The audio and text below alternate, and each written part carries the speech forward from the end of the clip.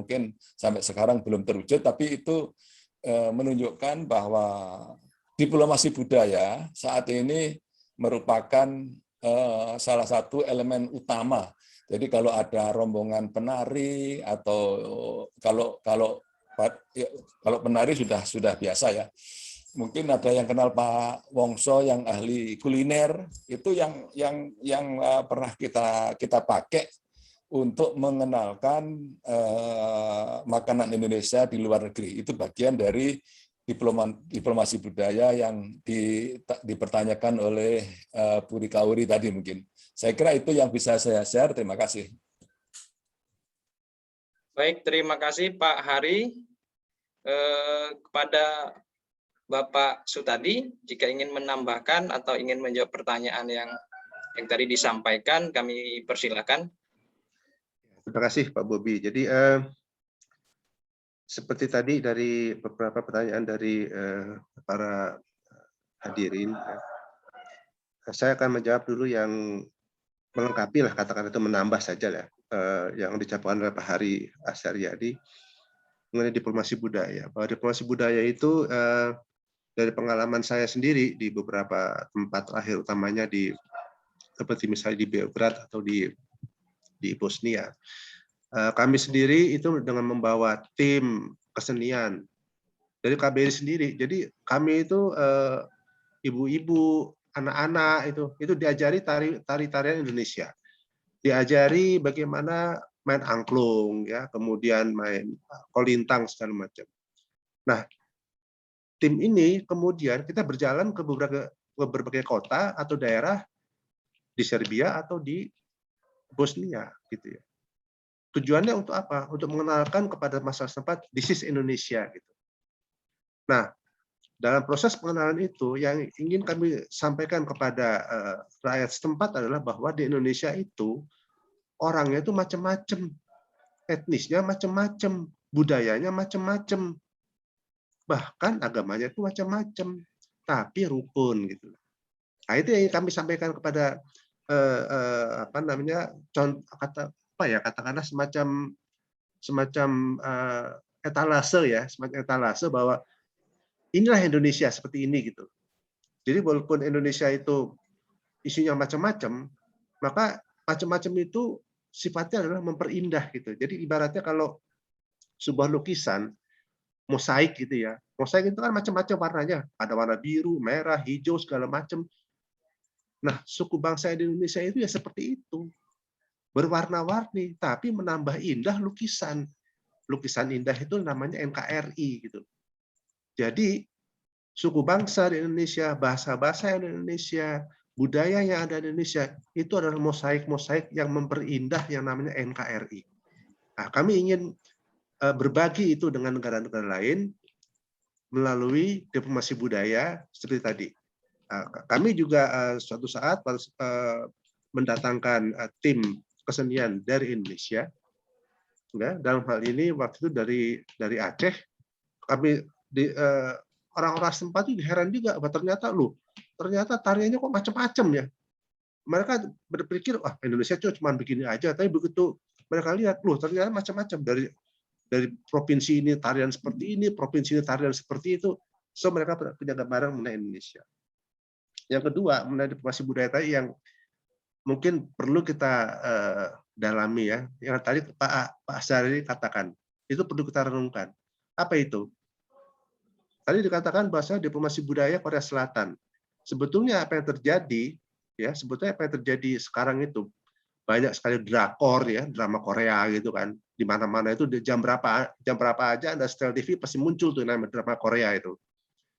Sebetulnya tanpa disadari, Korea Selatan itu menanamkan dalam benak kita everything is Korea Selatan.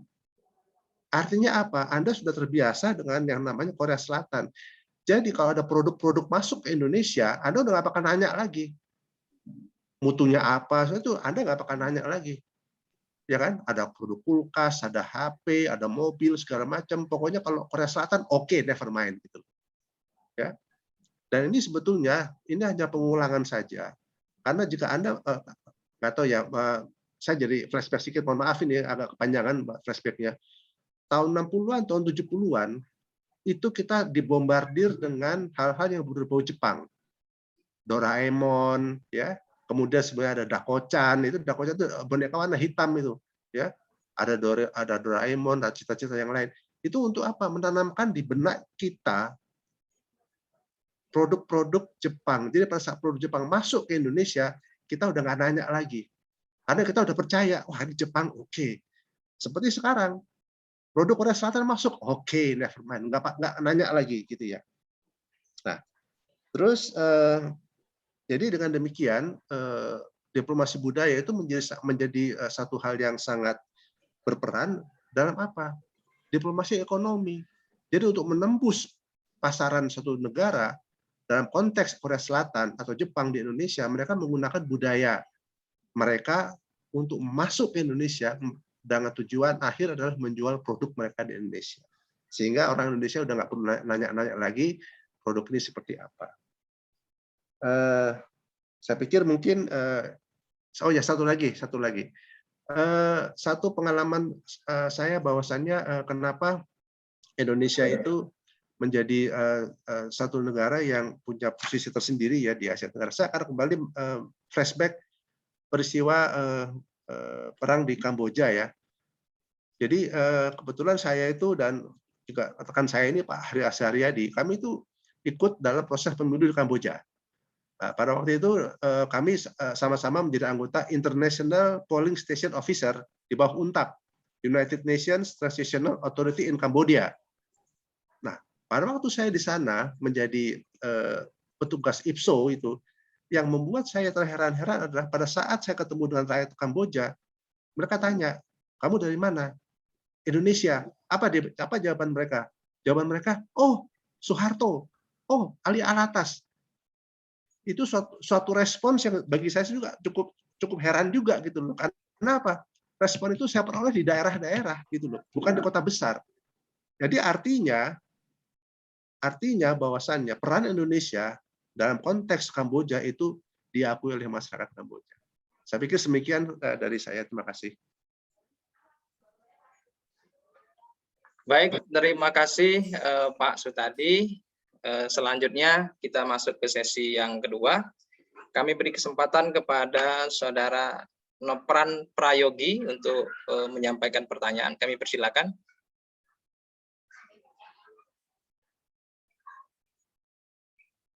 Halo, Saudara Nopran, apakah masih mendengar saya?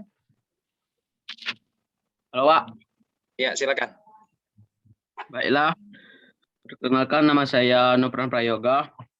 Saya dari Unihas Bengkulu, Prodi Administrasi Publik, semester 3. Saya ingin bertanya kepada Bapak Hari Asaryadi. Dalam bedah buku diplomasi saat ini, menurut Bapak, konsepsi-konsepsi yang manakah saat ini dari negara Indonesia yang dapat diterima oleh negara bagian Eropa dan Timur Tengah yang akan dikolaborasi dalam kancah internasional? Baiklah, itulah pertanyaan saya. Waalaikumsalam warahmatullahi wabarakatuh. Waalaikumsalam warahmatullahi wabarakatuh. Terima kasih Mas Nopran. Selanjutnya kami persilakan kepada Bapak atau Mas Anref dari Pekalongan. Kami persilakan.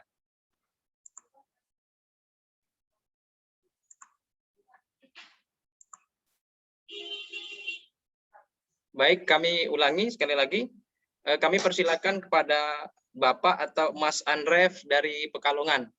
Saya dari Pekalongan. Oh, Ibu, mohon maaf. Mohon maaf, Ibu. Saya pikir Bapak, mohon maaf, Ibu. Nama saya Anref, emang aneh tapi nyata ya, Pak. Ya.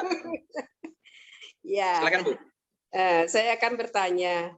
Alhamdulillah banyak diploma dari Indonesia yang dipercaya di negara-negara yang bertebaran di negara-negara alam sekitarnya ya. Itu masing-masing diploma itu berapa lama tugasnya. Dan dengan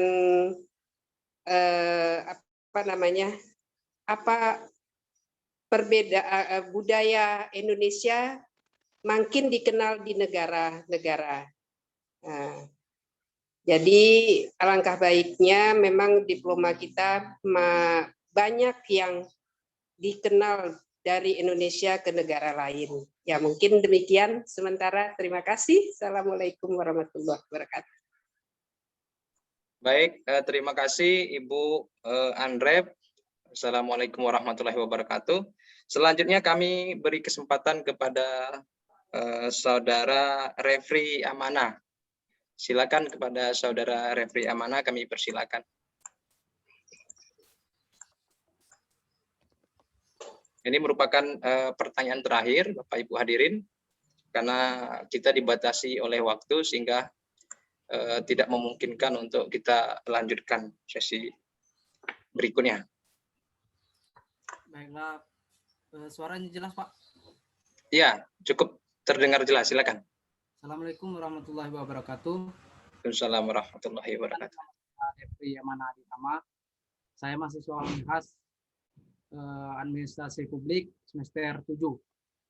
Itu pertanyaan saya, yang jawabnya boleh Pak Sutadi atau Pak Hari atau Pak Bagas. Jadi pertanyaan saya, Pak, diplomasi ini kan untuk warga WNI kan. Nah, sekiranya ada WNI tapi dia sudah menjadi warga setempat atau warga negara asing di suatu negara, ketika dia memiliki masalah, apakah untuk diplomasi yang di sana bisa membantunya atau lepas tangan karena dia sudah menjadi warga setempat, Pak? Terima kasih, Pak. Assalamualaikum warahmatullahi wabarakatuh. Waalaikumsalam warahmatullahi wabarakatuh. Baik, terima kasih Mas Refri Amanah dan juga kedua peserta penanya yang sebelumnya. Sekarang kami persilakan kepada Bapak-bapak narasumber untuk kembali menjawab pertanyaan. Kami persilakan. Pak Sutadi dulu. Baik, kalau gitu. Saya akan coba dari pertanyaan yang terakhir dulu ya. Dari Pak Refri Amanah namanya. Ya, jadi di dalam diplomasi ya, atau istilahnya itu di dalam hubungan luar negeri, maka keberadaan suatu perwakilan di suatu negara itu diliputi oleh beberapa sistem hukum. Pertama, sistem hukum dari negara asal atau negara pengirim. Jadi kalau seperti misalnya KBRI punya kedutaan besar, contohnya di Bosnia misalnya gitu ya, maka kami tidak boleh mengabaikan hukum nasional Indonesia. Yang kedua, karena kami berada di negara lain, maka kami juga harus menghormati hukum dari negara setempat. Karena itu juga sudah diatur dalam Konvensi Wina tahun 61 mengenai hubungan diplomatik. Bahwa sehingga dan kami mempunyai kewajiban untuk menghormati hukum negara setempat. Jadi even kami pun sebagai diplomat pun juga harus menghormati negara setempat. Hukum yang ketiga adalah hukum internasional. Nah, jadi sekarang Anda bisa membayangkan kami saja itu sudah diliputi oleh 3 sistem hukum. Hukum nasional, hukum negara setempat, hukum internasional.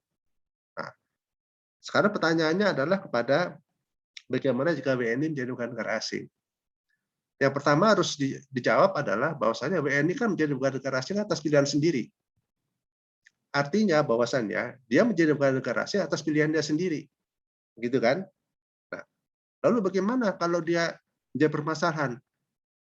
KBRI dimanapun prioritasnya adalah WNI. Jadi KBRI tugas utamanya adalah melindungi warga negara Indonesia dan juga Badan Hukum Indonesia dimanapun berada.